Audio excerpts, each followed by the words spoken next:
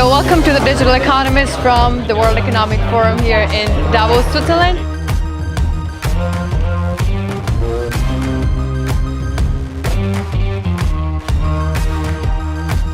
We are holding our inaugural roundtable, and we're very excited to have a huge turnover and a highly curated roundtable.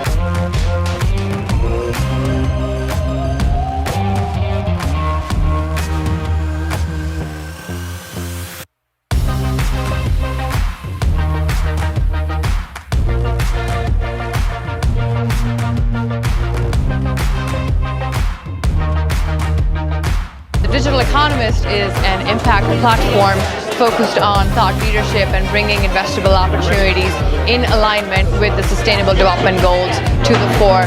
So we're very excited to welcome folks on January 23rd this evening, and looking forward to great partnership and a lot of value we create for the community along the way. So welcome.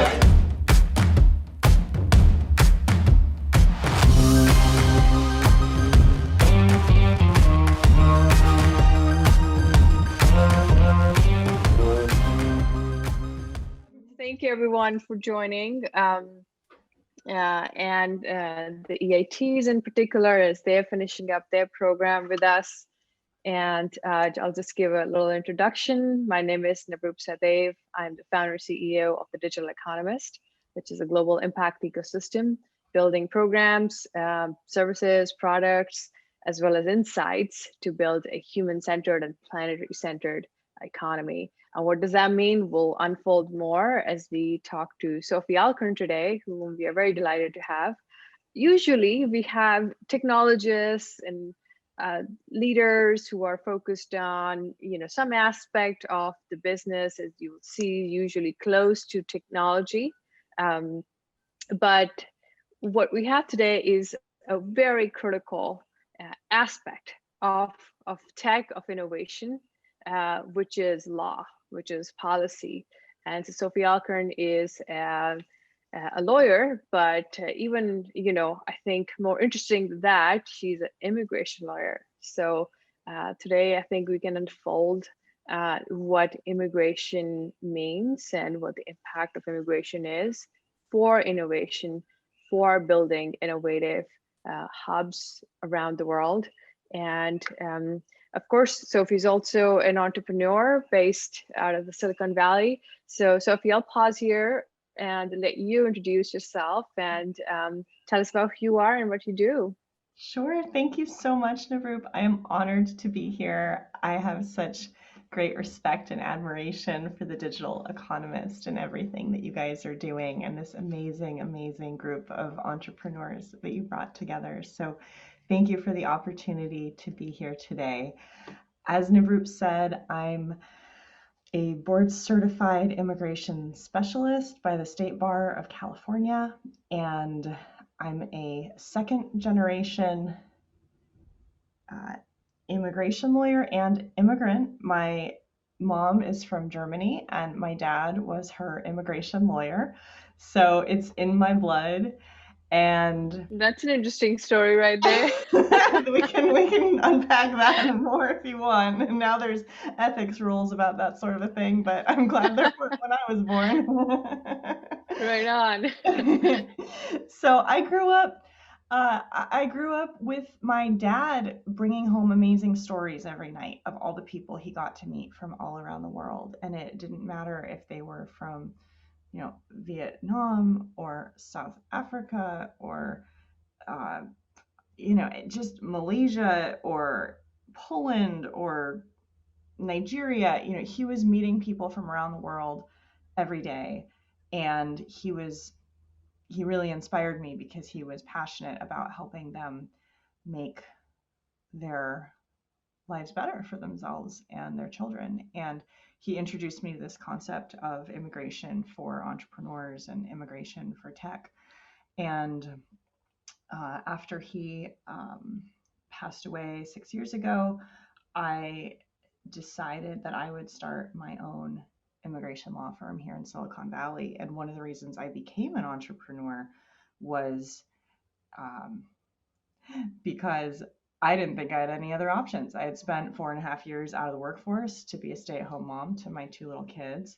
A divorce was looming on the horizon, and I had really bad imposter syndrome, and I thought that nobody would ever hire me for a job. So I thought, well, it'd be easier to uh, try to convince a few clients at a time to hire me and see what could happen from there. And so what has happened from there is that we recently won top law firm in California for tech startups.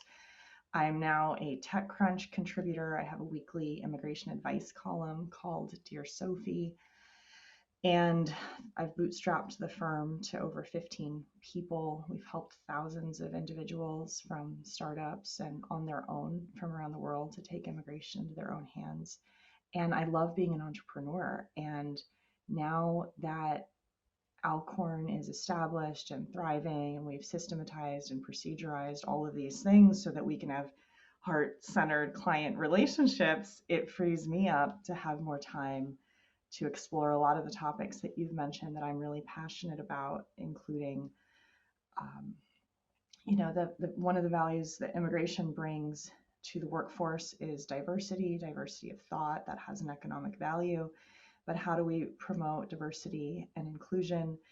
And so one of the startups that I'm involved in, Key Labs, is about digitized decision making to bring about jointly supported decisions and to allow diversity to be recognized in groups. And that has implications for human artificial intelligence down the road.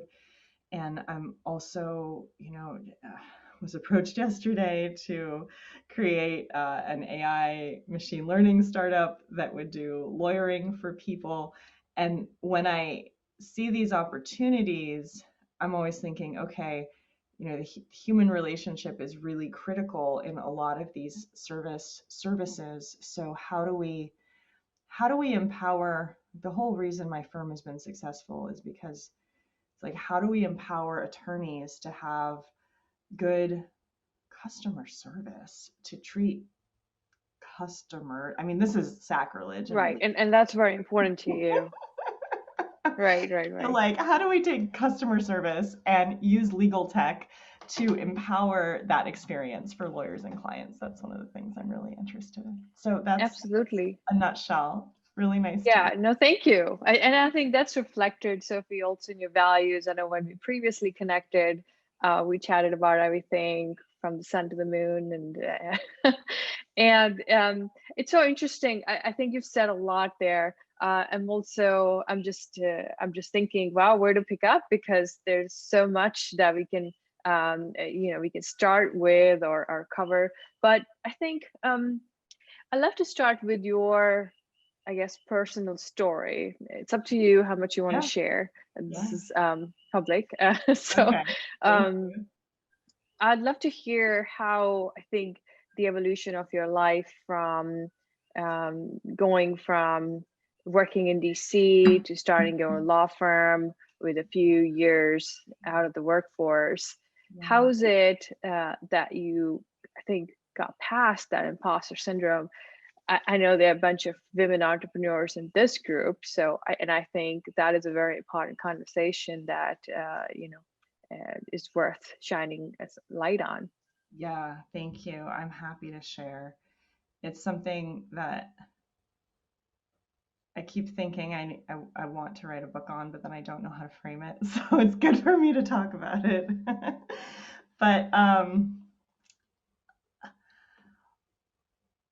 life is challenging for a lot of people in a lot of different ways. And that can be really hard sometimes. And a lot of people um, can find themselves, no matter how smart or successful they are, whatever institutions they got into, it can be easy because of the way a lot of cultures and a lot of families and a lot of parents, model behaviors. The way we're brought up is to think that we are powerless and that we're victims of circumstances and other people and how they might treat us, and that we kind of have to take it and make lemonade out of it and try to move on and ignore it. And for women, be a good girl and don't complain. And so I had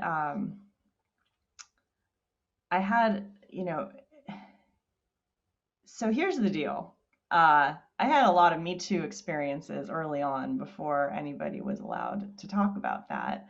And it wasn't cool. And the the adult who was involved in the situation ended up going to jail. But the whole thing was traumatic, not just the original events, but also the way, the police did the investigation and the process of the court trial. And all I wanted when I was a freshman at Stanford and 17 or 18 going through this was to be a strong woman. And I had no idea what that meant. And it felt like something very, very far away from me. And I kind of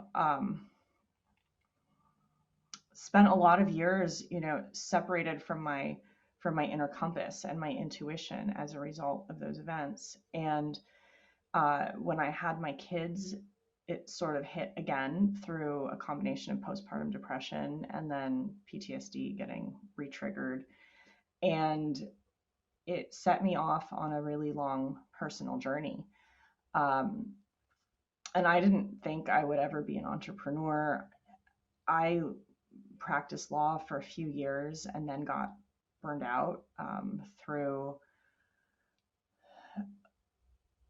being triggered through my clients' asylum stories that I didn't have the emotional strength to be able to process. So there's this, re-triggering thing that can happen, and also something that doctors and social workers learn how to prepare for, which is compassion fatigue, that I didn't know was a thing. So I basically just quit when I had my older child 10 years ago, quit from my dad's law office. And I felt really ashamed, and he was crushed. And I had internships at Stanford and in law school in DC and other places, Department of Justice, Capitol Hill. But I ended up working for my dad in Southern California when I became an attorney 12 years ago, kind of right when the recession was happening. And so I followed my ex-husband, who got a job at a tech company, and we came to the Bay Area when my son was little. And I was a stay-at-home mom, and I would wash baby food dishes and look out the window of my house at the tall building in downtown Mountain View where 500 Startups was. And I just remember washing the baby food dishes and being so resentful that Silicon Valley felt so close and so far away. And I was my kid's dad is a wonderful man, and our marriage didn't work out, and I didn't understand why he didn't want to be a startup founder, but he had no interest. He's happy being an engineer at a big tech company. And finally, I realized that those were my own aspirations that I was not letting myself listen to. And then, life happens, and my dad passed away very unexpectedly in a weird accident. And I was ready to put my kids in full-time daycare, move to Southern California, take over his firm. But then I found out he had been listening to me in my postpartum depression. I told him that if something happened to him, there was no way I could take over his law firm. And I didn't know that he listened to me, but he did. So then I found out that, it wasn't my responsibility to take over his law firm, and that I wasn't going to be a part of it. And so that set off a huge chain of events in my life, where I thought I wanted to have a startup or be an entrepreneur, but that was when social media platforms were basically all the startups that were around, and I thought I would need to code and go to coding school, and that seemed like a waste of time for me to be an entry level programmer when what I wanted to have was a company. And this is the imposter syndrome. I thought, well, who's going to trust me to do anything in that space? So I might as well do a few visas, a few green cards. Maybe I could help some founders. Maybe I could get near entrepreneurs and learn from them. And so, and also to the folks in the room, this is, I think, one of the reasons I can identify with a lot of my clients. Being an outsider in Silicon Valley is a really intimidating thing, and I definitely felt it. And I'm a native English speaker, and I'm a U.S. citizen, so I have a lot of respect for people who navigate the system from other countries, and that's been, I think, something that I've been able to share with my clients in my immigration law work. But that's the story in a nutshell, Navroop. I thought I just And what a remarkable story. Yeah, I was like, Thank you okay, for sharing that. I just need enough money to stay in Silicon Valley after I get divorced so that I can keep raising my kids here. So therefore my business has to be successful. But when you're stuck between, a rock and a hard place, you definitely figure out how to make things work.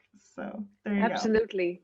And I think one of the things your story has highlighted, just right off the bat, is that it's not just about immigrants, of course, for whom it's really hard to come to the US. They go through a lot more, right? A lot more challenges. The bar for them is like a lot higher if you're going to be able to make it in the US.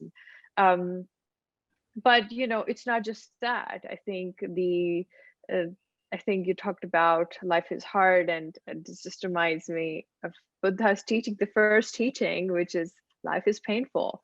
And then a lot of it is, but suffering could be to some degree optional, but there's also no real way of knowing how much someone's suffering. Something tiny may cause a lot of suffering to somebody, whereas a very painful situation, generally speaking, depending on, I guess, your capacity and circumstance and all those things, and I guess self-mastery, right? Yeah. Can lead to lesser suffering than it would cause to somebody else. So I just think I think about all the time, is realizing that my emotions, which used to feel like an uncontrollable roller coaster that I was just going for a ride on and had no way to do anything about it, that they're actually a huge source of power, and because they reflect my intuition and help me make these business decisions, and that I can actually choose thoughts that feel better to change my emotions, and that helps guide absolutely. me. Yep, and neuroplasticity. And I'm really glad. I think we're starting at a note which is very, very human. You talked about your life story, I think perhaps in a more personal way than probably any speaker we had on this series. And I say it in a good way. We had some remarkable people, leaders over the past 3 months, and will continue to, but really your bravery stands out, Sophie. So let me just say that before we kind of start talking about work and all those other topics. And I think that's something really worth acknowledging, and I hope you write that book, because you've got a few buyers in the queue already. Great. Yeah, so just kind of moving on from there, Sophie, we got we have another something around 38 minutes here. Great. And I really want to leave some time for the questions as well. And just for the audience, please do write your questions in the chat function. We will look at them and try to cover as many as possible. And so we have a lot of interest, by the way, in blockchain technology. So we'll kind of go into that. But even before we do, what is your take, Sophie, on the current immigration system in the US? And that's something you deal with all the time, every day. That's a great question. It is very messed up. That that is my take in a nutshell. And I'm trying to find ways to make it better. I'm starting to lobby to try to get a startup visa passed by law. And I'm very hopeful that something in the Biden administration will click for that, whether it's a regulatory executive order that Obama created that he just actually allows to flourish that would support entrepreneurs, or if we could get Congress to pass a real law about it, that would be amazing. The immigration system, you know, it's like a sieve, or and people going through it are like osmosis in a way. It's just this arbitrary thing. It doesn't really have heart. It doesn't realize that there's reasons for people to cross through that threshold that are not just about well, there's so many reasons. You know, people come through family immigration to start businesses, and people use business immigration to be with their loved ones. So it's just a tool. And the last 4 years, I had a video that went viral on Periscope 4 years ago when Trump put the Muslim ban into effect. And it was me basically reading the order and crying about it. And I think 17,000 people watched it. And I had to decide to change my approach, because if I had felt suffering, as you mentioned, every time Trump did something to make it harder for immigrants in the last 4 years, I would not be standing. So I think the best way I've decided to see this cluster is it's an opportunity to navigate it. There's weird exceptions and loopholes, and you can use those creatively and legally. And so that's what I've been able to build my practice on. And that's been a huge economic opportunity, you know, for my business. And I think that's what entrepreneurs do, is find the narrow pathway. So the system's super messed up. It's been messed up for decades. I don't know when or how it's going to change. I'm trying to find sideways solutions also. Mm-hmm.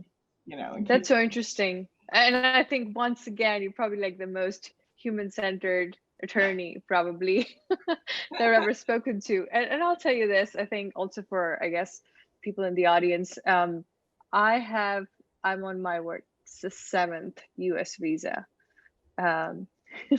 Probably not a surprise to you. And so I've been through that, you know, system 7 times. And it's every few years, right. And it takes a lot of your energy. And what if you could just be building the Digital Economist instead of worrying about renewing that every 2 years? Right. Exactly. And you know, just like you said, it's just it morphs in interesting ways. And like you said, you have to find these creative solutions. And I think outside of the US, there's this notion, I'm born and raised in India, as you know, that the US visas are really hard to get. But when you have some visibility inside the system, you realize it's not hard to get just because the bar is so high. It's hard to get just because the human biases make it hard. And once you become aware of those biases, you can work with them, you can work around them, you can change your positioning to work alongside them, and then you're in the system. And it's not hard just because, you know, the merit, even though of course, you know, there are those visas as well, and the O1s and the EB1s. You have a Nobel Prize. Okay, yes, you can get a visa, but that's not the only way. So we just launched a 15-module online class called Extraordinary Ability Bootcamp, so that anybody in the world can get a visa or green card without marrying an American, having $1 million, or getting a job from a US company. So if anybody's interested. There you go. Absolutely. Yeah. Here goes our pitch for today. Having a webinar next week, you can email me and join. Fantastic. Yeah, and I think it might be worth it to drop the link here, Sophie, as well. I think it'd be massively helpful for our audience as well. And I just think it's so interesting how you're on one hand, you're practically working with the system and helping people. And on the other hand, I think all of us, I guess, are with you in trying to steer the system towards better human-centered outcomes. Okay, so I'm actually going to take the first question just because I think they're so deep that we're probably going to need more time. And I also encourage everyone in the audience to post their questions. So I think it's the first one, kind of dovetailing on the previous question that I asked you, Sophie, is from Varun Singhi, who's one of our entrepreneurs in training, one of our top entrepreneurs in training, actually, after the demo day. And he says it's no more a secret that America's immigration policies are broken, which is what you just talked about, and there's a little sign in Washington for a bipartisan desire to fix them. So in your opinion, do you think there is a ray of hope at the end of the tunnel, or is it just headlight of an incoming train? That's interesting. And he also quotes a statistic here. He says today, on average, an Indian who are mostly, right, 75% of H-1B beneficiaries might have to wait somewhere between 25 to 75 years to get a green card. Will there be a fair system in place which prioritizes legally entering migrants for green cards and citizenships? So I think there's a lot in that question. Focused on India, you know, tech workers, legal migration versus illegal migration. So, you know, love to hear your take on this. It is possible now, and it's going to get easier. But there's never going to be some sort of panacea solution that just, like, you're probably not going to open your front door one day and there's a gift box, you know, saying, oh, here's a green card. We really like you. Please come. It's not like a Christmas card or something. So you have to take action. But the first thing with taking action is believing and knowing that it's possible. I'm actually going to loop spirituality back into this one because I see this with some of my clients. It's like law of attraction, and there's some people who, just a handful of people who've gotten inspired, but usually they're really negative, and they think that everything is going to work out poorly for them. And it feels like it doesn't matter how much we try to help these clients and go above and beyond, they keep attracting the worst things, like the thing gets lost in the mail, or the government has an error on their website. And it's not random. It happens to the people who are the most negative. But right, there's no reason for this. So I would say the first thing starts with education, so that instead of just being questioning, you can learn about the tools and resources to be confident that this is possible. But there are tools and resources. And so as a system, you know, Biden has a really strong immigration platform. He has a lot of things he's going to do in the first 100 days to make it easier. I think as a nation, our whole attitude to the outside world is going to shift in a lot of ways, immigration being one of the particular ones there. But immigration is hard to change because a lot of it happens by laws being passed by the House of Representatives, the Senate, and the president signing them into law. And we're still waiting for the outcome of the Georgia election to see if the Senate will be Democrat or Republican, which will affect the power to pass laws in the next administration.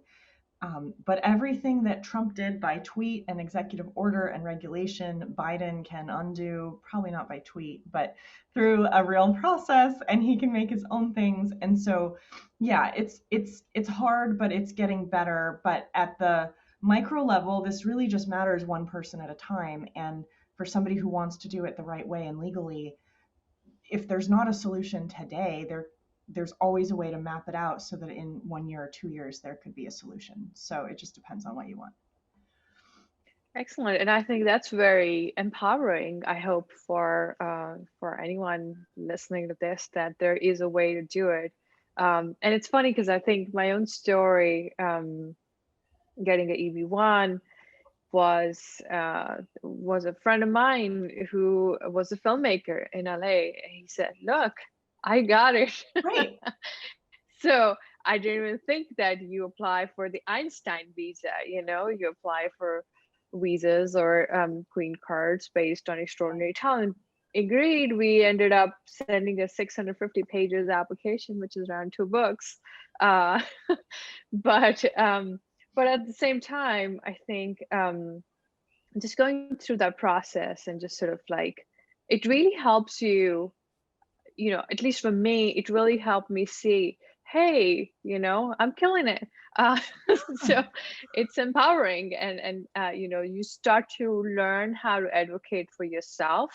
And Right. this is not something obviously just gender dependent.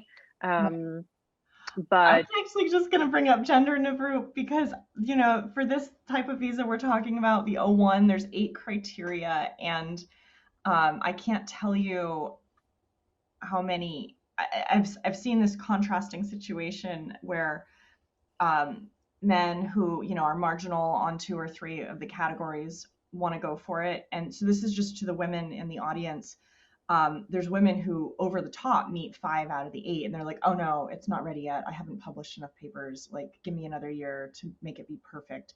It's never going to be perfect. Don't let the great be the enemy of the good. You have to just choose and decide if you're going to do it or not. But right, also, Navroop, I have weird hacks and weird creative strategies that I would have never come up with were it not for the Trump administration. So in some ways, I'm really grateful for what we've gone through because it's forced me to right, think creatively. So if, like, I have a new solution for a funded company, or a company with revenue that can afford to make an initial somewhat sizable investment because they need 2 H-1Bs for a person at the same time, but the person doesn't need to have 650 pages of accomplishments. They just need to have a bachelor's degree and be heading to a job related to that at the new company. And there's this really cool loophole and foundation that I'm working with where, the EIT who's getting the visa would teach American students who are diverse and underprivileged at local community colleges that don't have good funding, lead them on a group project for 5 hours a week by webinar to do something that supports the company. The foundation is connected to the university, so they get an H-1B with no lottery any time of year. And then once that's in place, the company can file a second H-1B for the other 35 hours a week right away. And that's available now.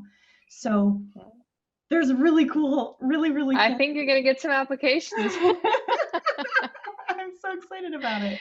Yeah. So that's interesting, right? And I think it's shifting my paradigm too, where I think to some degree, obviously, having been through that system 7 times over, I'm aware that it really, a lot of it is sort of looking at that loophole and sort of working creatively. But also, I think with what you're talking about, it just makes me wonder, well, the entire legal system, we have this notion of law and policy, and there's this formalized structures and processes and institutions. Yeah, I see it But as a malleable film that, like a hmm, thin film that stuff can go, that's porous. You can flex it, how you interesting. can bend it, you can move it, you can shape it. So I didn't realize that until you said Yeah, wow, that is fascinating. I love that.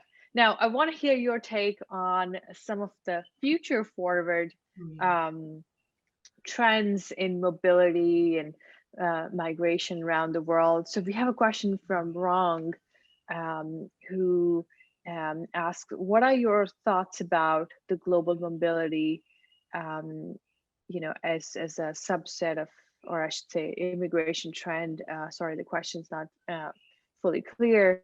Uh, and as a subset of global mobility and its influence on it. Well, I'll tie this into COVID because when COVID hit, I thought I would never have another client again because nobody would ever need a visa because we could all just work from home. And then I realized, okay, there's still a lot of reasons why people want to be together and why companies need people in person. CEOs need to do market research. If they want to enter the North American market, they need to be near their client base to understand the the culture of their customers, or negotiate with VCs in person, or if it's hard sciences or engineering, you may need lab space or an engineering facility. So, and also I really miss going to my office. I'm in my home right now with a virtual background, but I miss the thing that happens between people where we're in the same space together, a handshake, a hug, eye contact, you can feel somebody, and that's really hard to do. So all of those are reasons why Zoom is not the answer for everything forever. So COVID and global mobility and the future. Before COVID, there was this whole thing about digital nomads, right? I think Costa Rica is on the cusp of passing a digital nomad visa, so that's a new thing. There's in the startup tech space, there's a lot of countries that I wish, that I'm trying to get the US to learn from, like Canada and New Zealand and Germany all have a lot of funding and government programs for startups and entrepreneurs. Companies are struggling with global mobility because of the tax liability and employment law liability that it opens up in different locations, and they don't know how to track where their employees are anymore, and if it's going to open them up to the substantial presence and needing to pay taxes in another country. So there's a lot of legal and compliance issues raised by all of this, but at the end of the day, humans, this is a book that I might write. Humans are nomadic. We want to walk, we want to wander. Borders are artificial creations. And really, governments in a way are just platforms that have a geographical monopoly. But what if you could just subscribe to different government platforms to support you with whatever your needs Let's are? go. Have multiple ones overlapping at the same time. So Wow, yeah, fascinating. Agreed wholeheartedly with that comment about humans being nomadic. I think that, that is intrinsic to who we are, and I guess our evolution you don't over want the to be past. confined. And if you tell somebody, okay, you're stuck in this country, then it's like, oh no, this is on. Like right? So it's Right. like a challenge that we want to take. Yeah. And just on that, since it's so current, I think I read an article, and this was actually not that recent. It was like during COVID times, just 2-3 months after, I think, when Google announced and Mm. other tech companies announced that, okay, you can work from home until the end of the year, or perhaps even later into, 2021. And I read this piece that said 25% of the tech workers in Silicon Valley have left already, and this was before like the second wave.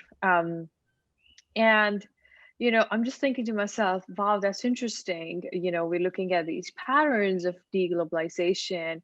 So what does it mean from a legal perspective? I know you touched upon it a little bit, opening up tax liabilities for companies in other parts of the world. Like, how is the US system going to track these people, or do they need to track these people and employees of US companies, right? You have no idea. Like, They're so all messy. struggling. It's so messy. It's human. It's so messy. And people are sending me articles about you have to leave the Bay Area.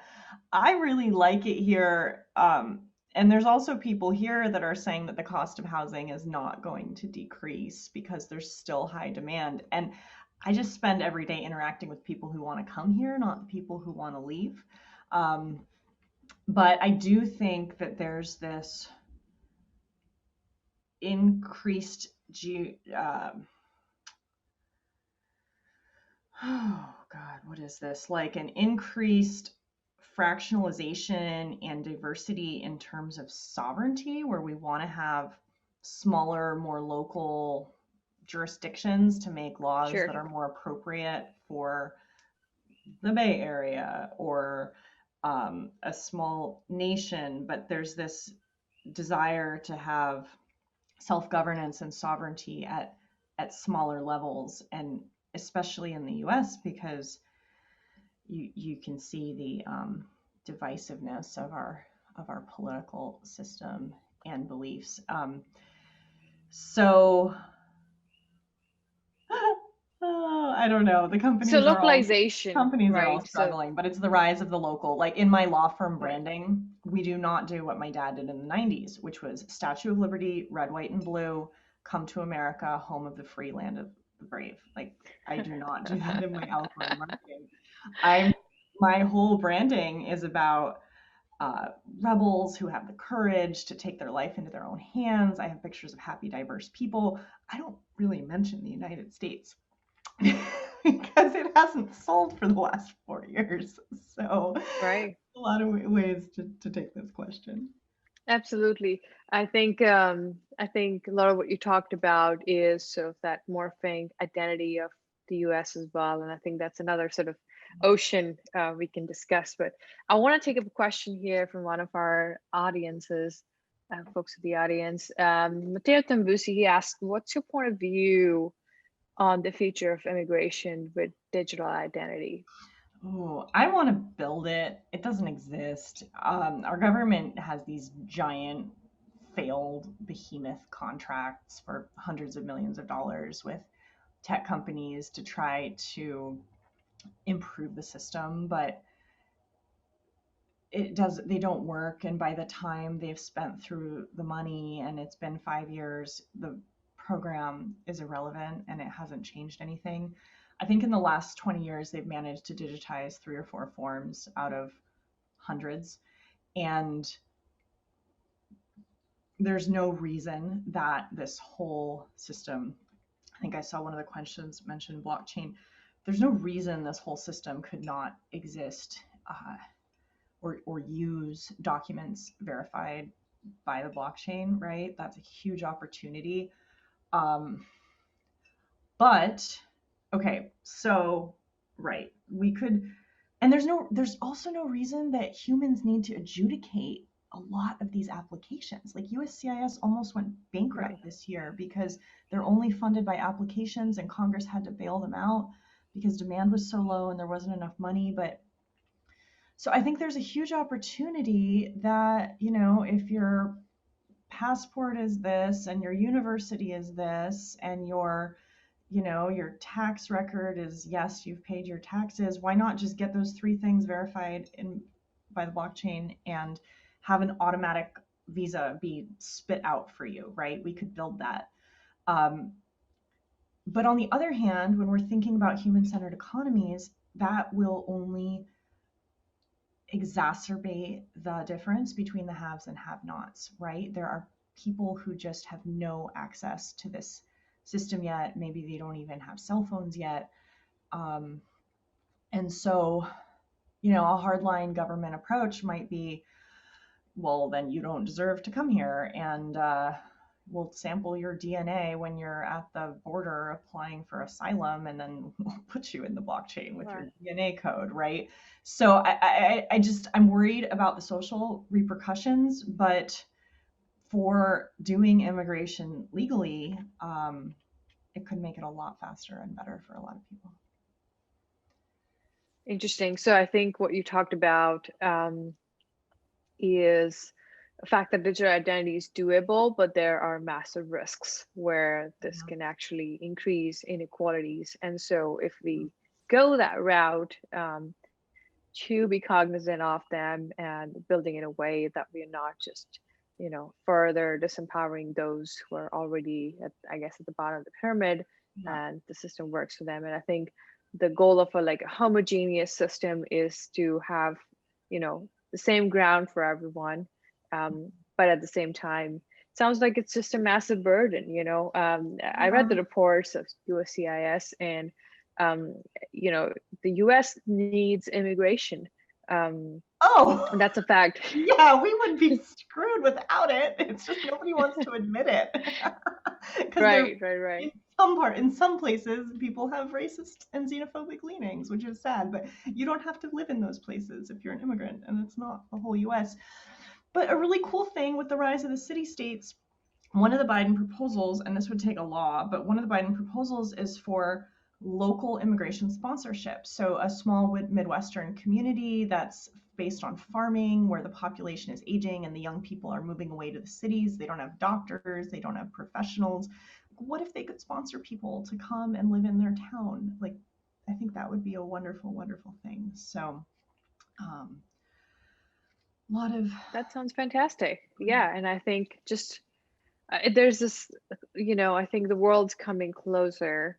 There's some stories that are highlighted by media, for example, adopting from another continent. But also at the same time, it seems like the whole system needs massive overhauling, and we don't quite know yet as to how that's going to work out. Yeah.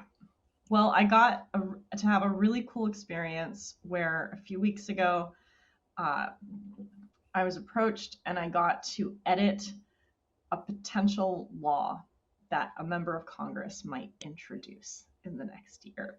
And it was one of the most thrilling experiences of my legal career, where I got to open this document in Microsoft Word, put on the track changes feature, and delete and edit everything. And I put in weird provisions to help the spouses and the children and make everything go faster and invent new processes for the adjudication. Like, I invented in this premium processing for work permits, and like, just if you know immigration, this stuff is random and weird. But when I gave them the feedback, I said, okay, I stuck with the purpose. I just made it work better. And they were like, oh yeah, that's cool. So who knows, but it was really fun. We hope it does become the law. That sounds about right. All of these ways that we can all be rebellious in our influence to lead with our hearts. And I think that's the thing about influence, right? If you build any influence, then you use it to serve the world. Yeah. And I think that's why we're here. I want to get to the next question, Sophie. Okay. From Joel Christoph, who asks, how do firms of different sizes and different industries face different immigration challenges? For instance, do particular startups in AI, blockchain, crypto, biotech, robotics, so emerging tech, face greater difficulties than others? And if so, why? It doesn't really matter unless it's on a controlled technologies list, which might eventually include things like AI, but does not currently, because the government process got stuck for that. So, if you're building weapons, or there's deep tech stuff that has military implications, you'll have to go through a special export licensing process.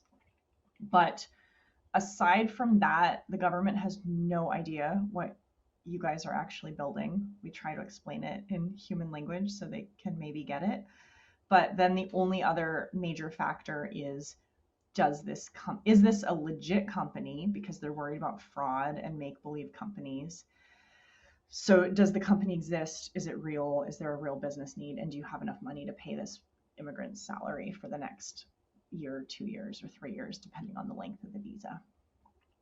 Got it. So technology doesn't matter. It's not that we are biased towards or favor emerging tech, or... No, there's one type of green card called a national interest waiver, where we're proving that your work is in the national interest. So it's hard to use vices for that. And so, it's good if there's a way to spin your company about that it's doing something good for America. It's not just like a adult video website or something, right?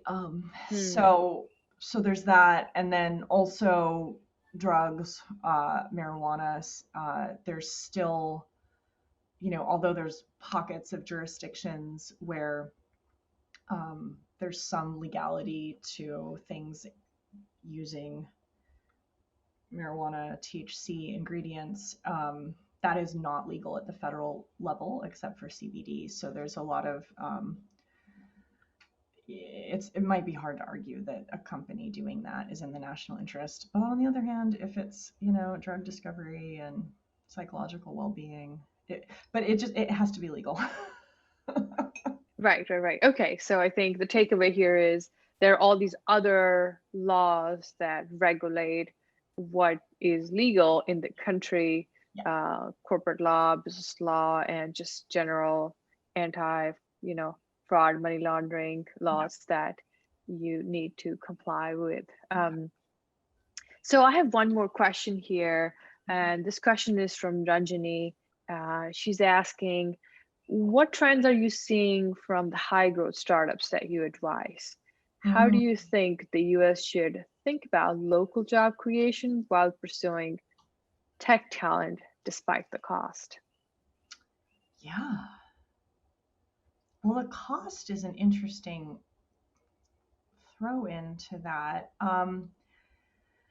So, what are the costs of immigration? The costs are job competition, that Americans are having their jobs taken away, maybe, right? Or that immigrants don't pay taxes. And neither of these things are true. So, actually, even low skilled immigration or family based immigration is super valuable to the US economy because even undocumented immigrants pay their taxes very loyally, and they are bolstering our social security system, which otherwise would go bankrupt much sooner. And then on the topic of job competition as a cost, an immigrant founder who's starting a company is not taking a job away from an American. You're inventing a job for yourself and you're creating jobs for Americans. So the US has a huge opportunity to benefit here, um, which is even more important coming out of COVID with high unemployment. So I'm just trying to do my part to bring people here one person at a time and slowly change the narrative and try to get a more systematic approach where we can benefit from these things. Right. I mean, and you wonder, right? Like, how did you get here? Uh, Yeah. how is it that all indicators, all numbers, all data, all economists are telling you since like decades that immigration is necessary for the U.S. growth? It's a necessary ingredient, and yet there is this political spinning and capture. Right. Um, that has completely, I think brainwashed, probably wouldn't be a very strong word, a lot of people's minds on how this is in fact taking away their jobs in any way. Right.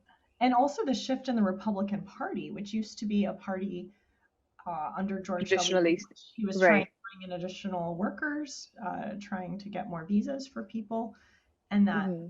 and that huge shift. You know, Obama deported more people than any president in history, and then we have Trump, who's a businessman and who's used tens of thousands of visas for employees at his hotels and businesses.